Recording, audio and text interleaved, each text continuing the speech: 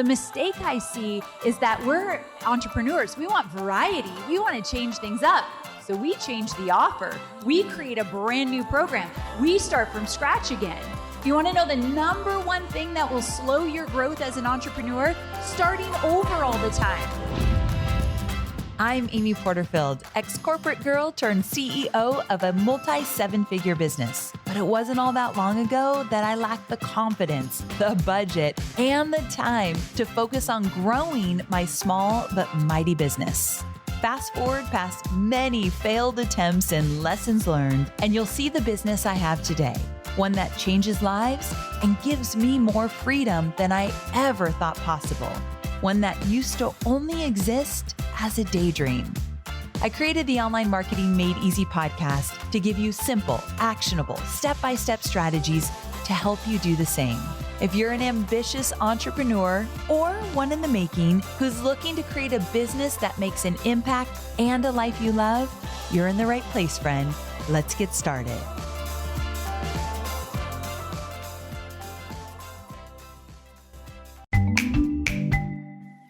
Real quick, I wanted to tell you about a podcast that I think you should take a listen to. It's called the Side Hustle Pro Podcast. It's hosted by Nicola Matthews Akome.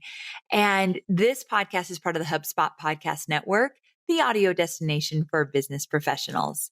The Side Hustle Pro Podcast showcases diverse entrepreneurs who have scaled from a side hustle to a profitable business. And I talk a lot about side hustles on the show, so I think it complements what I talk about as well. So you can learn actionable strategies and different tips to start small and get going wherever and whoever you are. Nicola shares her real and authentic depiction of what it's like to side hustle while working a full-time gig and the emotional roller coaster of building a viable business on the side. Honestly, it's like being a fly on the wall of two girlfriends discussing their journey of turning their side hustle into a profitable business. I love episode 355. It's called She Turned Her Cash Budgeting Brand into a $1 billion business on TikTok. And you know I'm a sucker for all things TikTok. So listen to Side Hustle Pro wherever you get your podcasts.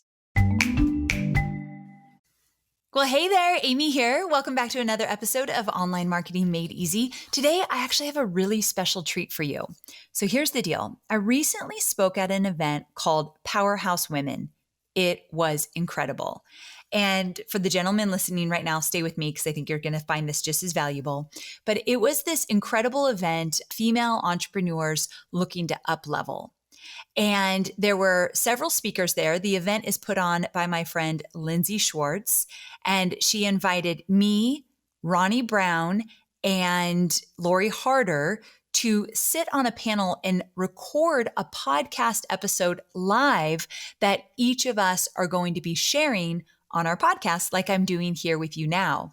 And what's cool is she took questions from the audience about building a business, what we would do if we were starting all over, where do we see changes in the digital course and membership and mastermind landscape, what does it look like for us to build our businesses, go behind the scenes. So we shared a lot. Each of us shared a lot into our businesses and offered insight, lessons, strategies to help you build your business as well.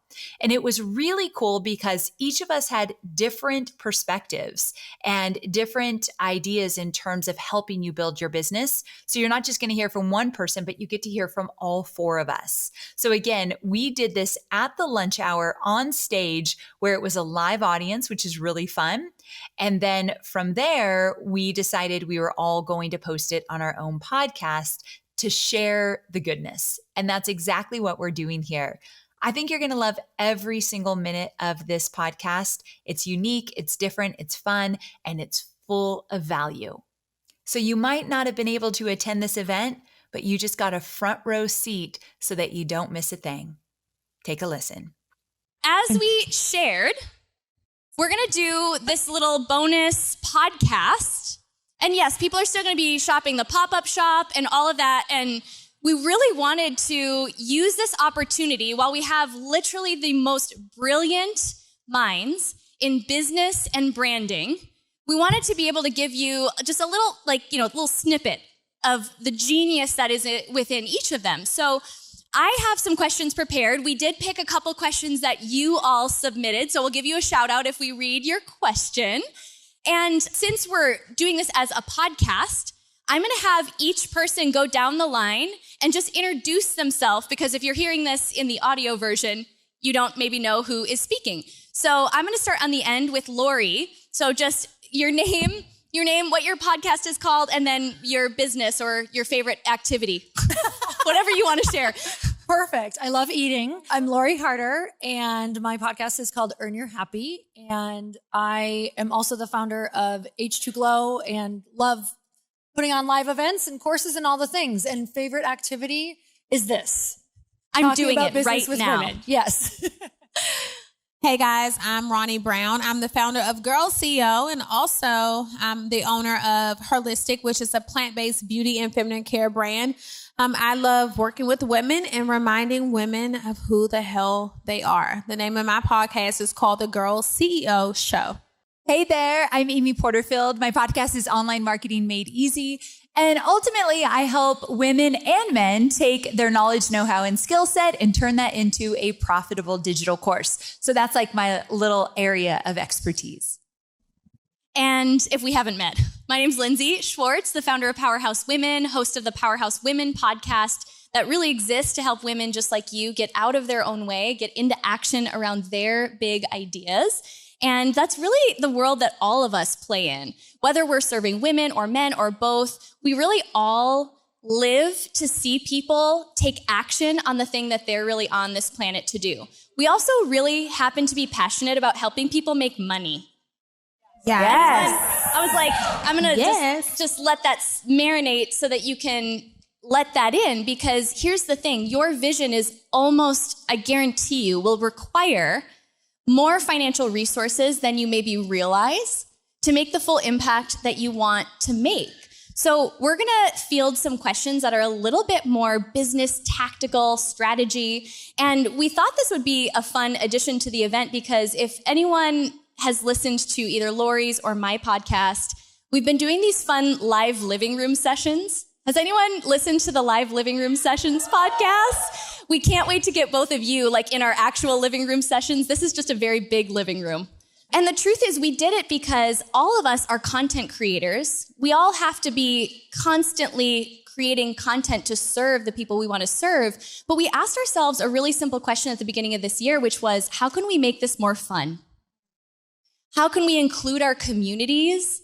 And how can we do it with our best friends? So this feels like the most fun ever live living room session, except we're more dressed up than we are when we're in our real living rooms. We could start a new thing there. Okay. We could get more. I like this. We could look like a disco globe Will all the you time. bring your bangs back? Yes, or the braid. We're not sure which one. Oh, yes. Yeah. Anyone who's wondering, these aren't real. It's a clip-in.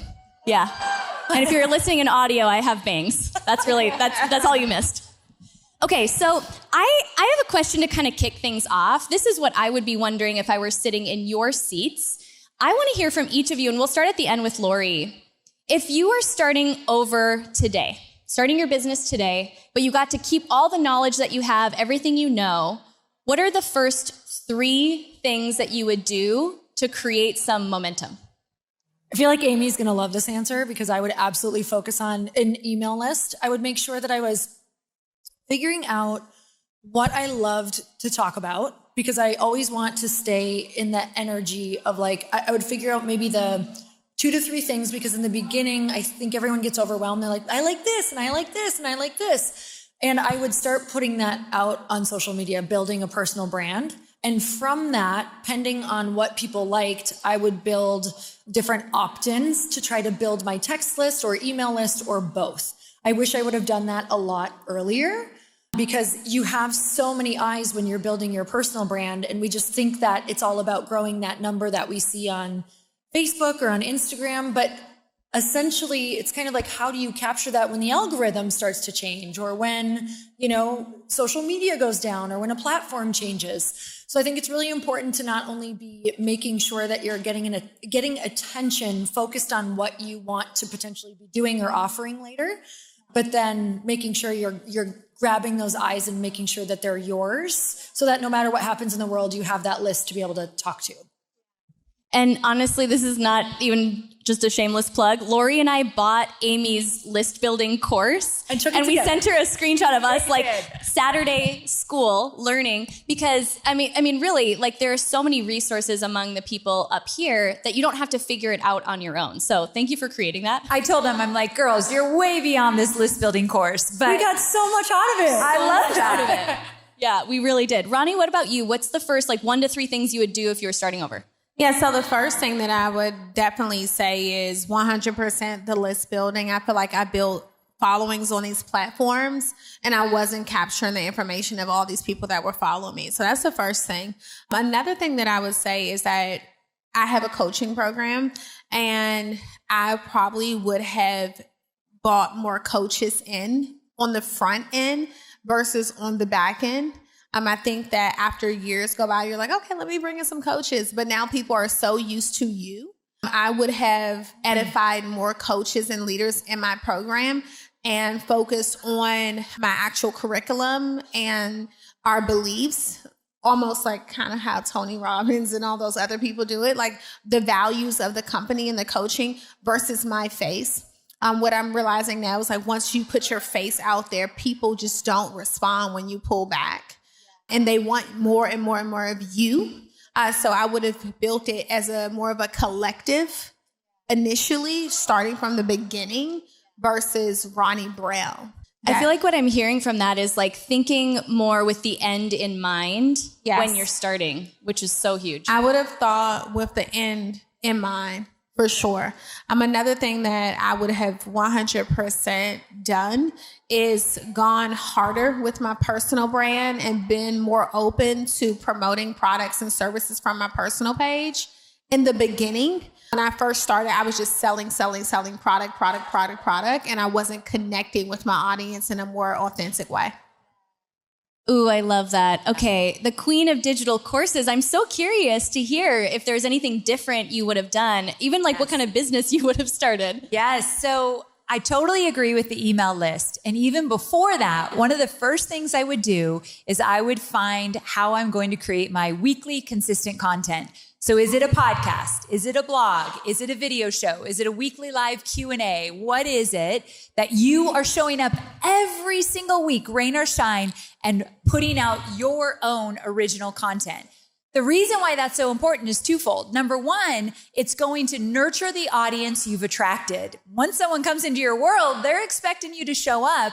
Your weekly podcast will do that. But also, it brings in the audience you don't have yet.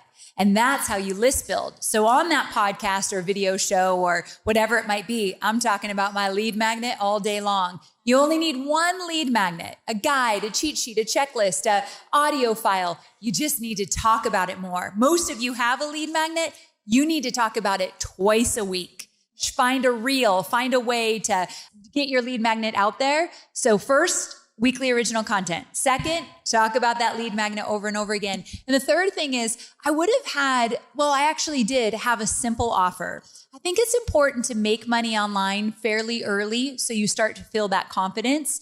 So back in the day, I used to do Facebook page audits for $300. And so you could hire me to review your Facebook page, send you a report that was a template for the record, that I would say what you could do better. This was a way for me to start bringing in money, but have the confidence to put myself out there. So a simple offer goes a long way. Ooh, that's so brilliant. Love that. Yeah, that's so good. I feel like other than what everyone has said, this is not going to be a huge surprise if you've heard me speak ever, is really doubling down on the community side of things. And hear me on this, because I love gathering people in person, I do believe that we're heading into a season, I think it was Ronnie that said it, the season of authenticity. When people see you gathering your community together, even if it's in small groups, even if you're not inviting 600 people, but you're doing these little pop-ups or little meetups, and you're using that as opportunities for content, that's another reason we do the living room sessions. I actually think the brands that are prioritizing community and creating those in-person touch points are going to really stand out in this next season. So I would do what I did, but I would double down on that. And I want to follow up on that. You know, one of the things that I say a lot is that intimacy creates value. And the more connected and intimate you are with your audience, believe it or not, the more money you'll make. Yeah. Ooh, that's so good. And that's really a huge part of what has created your success. Absolutely. So you shared something, Ronnie, that is a perfect segue for this next question, because a big question I hear is, what do I focus on, my personal brand or my business brand? Raise your hand if you've ever had that dilemma. Yes. I'm going to ask it in a little bit of a different way, because I think we all have our own experience with this. But my question to you is, how has your personal brand helped you grow your business brand? Because I don't think this is an either or conversation, but I'm totally willing to be corrected if anyone has a different perspective on this. So do you want to start again, Lori? How has my business brand, your personal brand, helped to grow your business brand, even maybe from the perspective of a new product that you're launching? I think I love this question because I think it's so important to have a personal brand. I think especially if I was just listening to a podcast and they said, gone are the days of just putting a product out there without someone behind it. Like, it won't work. Who is marketing and has to spend 30 to 35% of your budget on marketing or trying to get new people in, or all of the different, things that you're going to get out there. If you're a personal brand and you've injected a lot of money into your brand, you take away a lot of that budget that would have gone to marketing if you're someone who nobody knows your face, and the trust goes way up too. So for me, through the years, getting attention on the personal brand, I was able to sell fitness courses. Then I was able to do a book. Then I was able to do a personal development. Then I was able to do events. And now I'm watching how I can transition into physical products. If I did not have a personal brand, there's no way that I could just be like, I know you don't know me. This is the first time you've seen me. So if you look at your personal brand, it's like your marketing budget. If you have that, you can plug and play so many different things through your career. Of course, that's very layered to do, but that's going to be that asset that you really want to build, because I think that's where all the attention is. Yeah, and I'm going to piggyback on that. I was thinking to myself as I was sitting here, when have I ever bought a course or a program or a coaching product from just like a business that didn't have a person connected to it? And as I say here, I was like, girl, never. Like, you've never done that. So for me, personal brand has allowed me to connect with my audience. It has given me a platform to be my damn self. It has also showed people that you don't have to be perfect. And I think that is what really helps people to understand that it doesn't have to be perfect, or you don't have to have it all together. And it's built that connection with my audience and helped me to build my community. So I would 100% say that you have to build personal brand right now. Back in the day, you can kind of build a brand and hide behind a logo and be like, I own that company, but no one knows. Now that's over with. People want to know. People are Googling, baby. They want to know who the owner of that company is. It's so important because people are buying people. They're not buying brands anymore. They're connecting with a person. And I'll back that with a little bit of science. Think about who your favorite performer is or your favorite celebrity. Do you want to sit there and see them sell their product all day? Or do you want a house tour or behind the scenes of their lives or get ready with me? Which would be more entertaining to you? Would probably be the intimate, non-scripted, non-selly moment. I actually want to see what's in their fridge, like MTV Cribs. Same. Like, what snacks do you like? That's going to determine if I buy or not from you. Yeah. I think I'm a little bit different than most companies' personal brands because I don't share a lot of my personal life online. I'm very aware of it. It's not because I'm extra personal or private. It's because, number one, I've always been focused on the business. Let me show you how to build your business. Let me show you how to make money. Let me show you how to build your list. And that is what I'm known for. And before you knock it, I will say it is very clear in the industry. If you say, I want to have someone teach me how to create a digital course, my name's going to be at the top of that list. And I do really well with selling my courses. However, one of the reasons why I don't share as much of the personal side is I have a husband who doesn't really like to have a camera on us all the time. And so when he is all about, he's all about quality time. Put the camera down, put the phone down, let's just be together. So it's a little bit rough for me. However, I've told him I want to share more and let people in. So to speak about what Ronnie said, I've been sharing more of my personal side little by little, and I have seen a difference. And I'm so proud of you. Thank you, Fred. During our makeup session this morning, she was encouraging me to share more of that. And she's right in the sense that I do want to share more of it. But here's what I'll say. I'm going to share it on my terms. And real quick, I want to explain something. When I share anything about my personal life, I will be sharing the scars and not the oozy wounds. And what I mean by that is when you hurt yourself and you've got an oozy wound and it's kind of yucky, there's nothing that you've really gone beyond that yet. But the scars, I can tell you the good, bad, and ugly, what I learned and what I went through, and then I can offer value. So I have had success with sharing more scars than just like the messy, I'm a hot mess, look at me in the moment. But that's because it feels good to me. So my point being is do what feels right for you. But these ladies are right. The more personal you share, the better. I do agree. When it comes to running a successful business, nothing matters more than generating revenue. But generating revenue comes down to more than just closing deals. It's tracking down leads and forecasting growth and whipping up reports and managing contracts and creating content and crunching numbers. The list goes on and on. Now, can you believe Q4 is around the corner? I can't. So there is a better way to win here. It all starts with the new HubSpot Sales Hub. With HubSpot Sales Hub, your data and tools and teams are fully linked inside a smart and highly customizable platform that feels good to use. The sequences and the smooth workflows will help you streamline tasks and spend more time on what you do best, which is connecting with your customers. So with Sales Hub, generating revenue becomes easier. Try it for yourself at HubSpot.com/sales. I love that so much. And I love how, do you hear everyone's a little bit different just based on comfort level and family's comfort level. So when we say having a personal brand, it doesn't mean you have to start your own reality show. There's actually a lot about my life that I don't share because I'm actually more introverted. I have like a side to me that you, after this event, you will not see me. A couple weeks, maybe a little bit. But I really share when it feels really authentic to do so. And then I even get in my own head like, oh, am I sharing enough? Am I going live enough? But I'm just letting it be okay that for this season, I'm sharing what feels really good for me to share. And that is a personal brand. But I'll just tie it together because what everyone said is perfect. We have a personal brand, whether we're intentional about it or not. I'm encouraging you to be intentional about what do you want people to find when they Google you, or when they look up your Instagram account. It doesn't have to be a huge following, but are you intentional with representing your business and not hiding in plain sight because you don't want to be active on social media? Because people do want to know you. You get to choose what you let them in on. Yeah. That's a really good point. And I also just want to say that when you said something about the reality show thing, it just kind of made me want to just tell everyone, you can share, but don't feel pressure to overshare.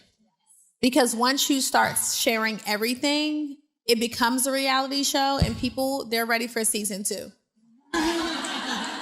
Even if you're not. Yeah. Whew. Okay, do you guys want to kick it to some questions from you? I actually love this. Feels like a living room because they're sitting on the floor. Like we're just really hanging out, just besties in our just overdressed for a slumber party. In these ball gowns on the floor. Gowns. I love that. Yeah. Okay, so the first question, I'm going to go to this one by Taylor Murphy. Where's Taylor? There she is. Okay, so Taylor asked, when you are selling the same thing over and over and over, which I know a lot of us have sold similar offers for many years and seasons. And Amy, actually, I'm going to have you start with this one. So Taylor's question was, and you feel like you've said the same thing so many times, how do you keep pushing forward? I love this question. So I've been selling essentially the same digital course for many, many, many years. And the reason why every year I do it with as much excitement, if not more, is I challenge myself to try something new every single year, but related to that program. The mistake I see is that we're entrepreneurs. We want variety. We want to change things up. So we change the offer. We create a brand new program. We start from scratch again. Do you want to know the number one thing that will slow your growth as an entrepreneur? Starting over all the time. New product, new offer, new whatever it is. So the secret is keep selling the same thing, but experiment. So let me give you an example. A couple years ago, I decided to add a boot camp in front of my webinar. Years and years, I just did webinars to sell this digital course I have. Now I created a boot camp. It was a challenge for me. I'd never done it before. We actually took a class to learn how to do it. And then we executed on it, messed up a bunch of things, did it again, made it better. And that was exciting to me. So I'm always doing something different. This year, I'm launching next month. We're doing our webinars in a fancy studio. You know those studios with all the screens behind you? So some of my webinars are going to be in a fancy studio because they're going to encourage me to do different things and show up differently. So change the way you market, challenge yourself, but you don't need to change your program or product. I love that. Ooh, that's so good. That's good. Do either one of you want to add anything onto that? I think she killed it. Yeah. Thanks, girls. So good. So good. And that's something I've realized about myself too, that in order for me to not just be most effective, but to serve most effectively, I have to be emotionally connected to my offer. And I just find like, well, what part am I going to get really excited about now? So even like every time we launch, I'll share like later today about our next launch of Six Figure School. We're adding something brand new that we've never done before. So I'm just as excited about the original offer, but there's like a new shiny toy, right? Yes. And that's actually really effective because everything that you said is so true. Okay, let's see the next question. These are all so good. The next question is from Heather Henderson. Heather, she here? Thank you, Heather, for your question. Okay, the question is, memberships and courses are evolving. I'm curious what we all think, because we've all had different memberships and courses, what we think is next, and what is the up level the industry needs right now? Great. Where's the white space? That's a good one. Yeah. Does anyone want to like feel really passionate to jump in on this? Ronnie, go. So I'm going to say whatever everyone is doing, I think what's next is the complete opposite. For me, I think that everyone has gone crazy with like the online. And something I'm trying to personally do to do something different is get back to like my in-person events and do more intimate things. I have more intimate moments. I'm also leading with my customers. That's something that I'm going into next year. Kind of similar to the question that she asked, like how to sell the same thing a million times. I think that there are different ways that you tell a story. You tell the same story 10 different ways. You have the story of now, the story of then, the story of change, the story of challenge, the story of outcome.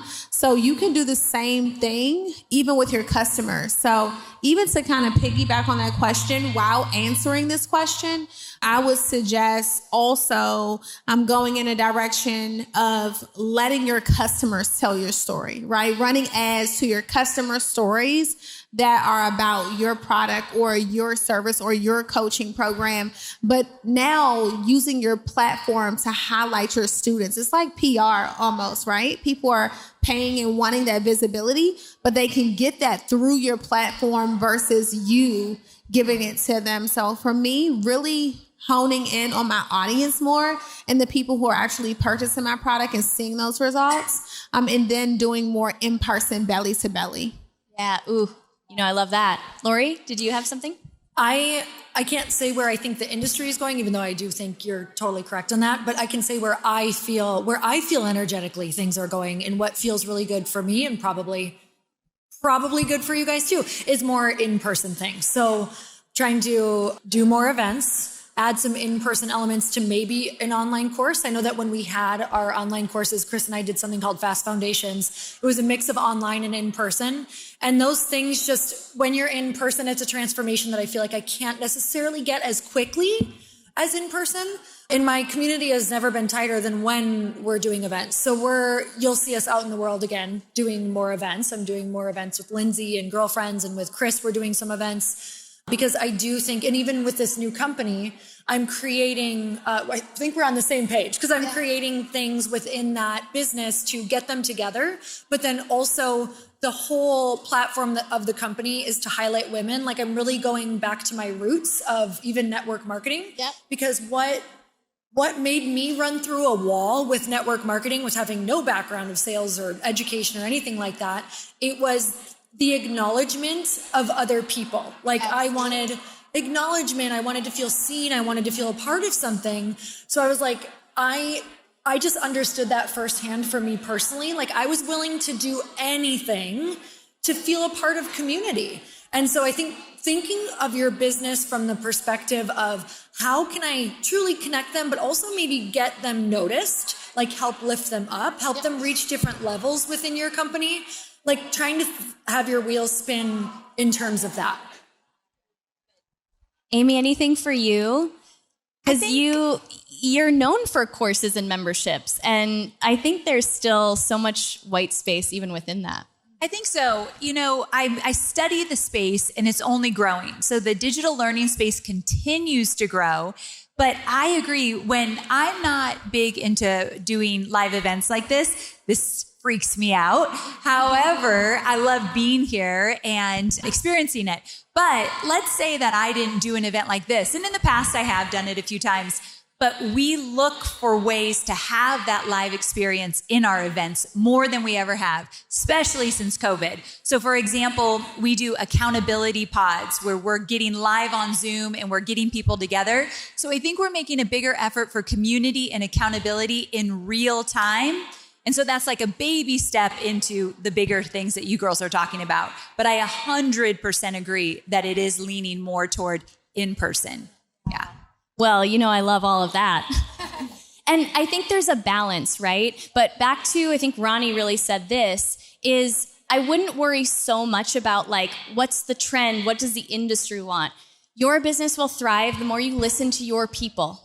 Yes. I've actually never created an offer, this event included, that I didn't have people saying, oh, why don't you do that? I would love if you would do that. You know what we really need and we're waiting for you to create? And I'm not saying hundreds of people were asking. Sometimes it would be 5. And I'm like, I'm getting the hit that I would be really good at this. I've got the bandwidth for it. And I think it could really serve. Let's do that next. And then I test the offer. Maybe this is valuable to add on. I'll test the offer before I invest financially or invest a lot of my time in creating it. So the program that we launch now, right? This is our season for launching at Six Figure School. I taught it live the first round. And I'm so grateful I did because I changed and tweaked the content based on that first group. And then I reinvested my profits into creating beautiful videos and a beautiful back end. But I responded to a need from our community because it was 10 women. I remember I had their names on a list over 6 months that said, Lindsey, you have a mastermind, but you don't have a more entry-level business mentorship. Do you have one? And I said, no, but I'm going to put your name on a list. Give me your email. If I ever create it, you'll be the first to know. And then when the pandemic happened and we really just had bandwidth and time, I said, you know, let's revisit that. I think this would be a good time to do it. I went back to those original 10. I said, here's the price, and it is full price. Because I needed to test whether the market was going to be ready for how invested I knew they needed to be in order to get the transformation they wanted. So I didn't say, oh, this is just a test round, a beta round, 50% off. I said, I really want to do this the right way and see if this is going to work the way I envision it. And 8 out of those 10 said yes. They were the first round. Didn't even have a name. I called it like the Powerhouse Women 12-week business mentorship. It was such a long name. Riveting. Such a long name. But I let it be imperfect and I let it be really personal because these 8 women got such intimate time with me and with the content because I taught it live.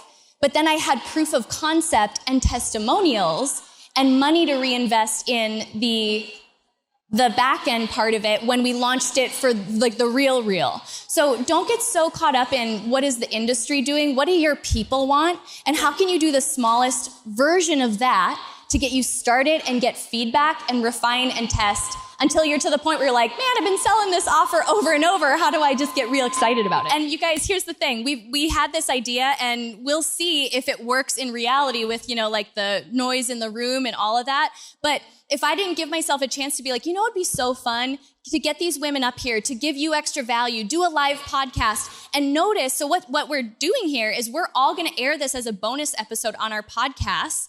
supporting one another's podcasts. Absolutely. Who in this room can you do this with?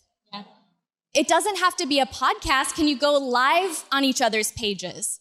Can you start to collaborate intentionally in ways that help grow your business and the other women that you're meeting? This is what I want you to be taking away from this segment. And hopefully it sounds good enough to be a podcast. So I'm just going to ask one more question, and it's one that we ask at the end of all of our guest interviews. So you've all been guests on the Powerhouse Women podcast. You've answered this question before, but I think something that's so powerful, especially in moments like these, and this is an opportunity for all of you as well, is to pause and acknowledge ourselves, because I don't know about all of you, but I'm not great at doing that, for something that you've done that's great. And we just call it your Powerhouse moment. Since we are live, coming to you live from the Powerhouse Women event, I want to know what's a recent Powerhouse moment you've had that you want to celebrate yourself for right now. It got really quiet. Everyone is dying to know. Yeah. Dying to know your answer.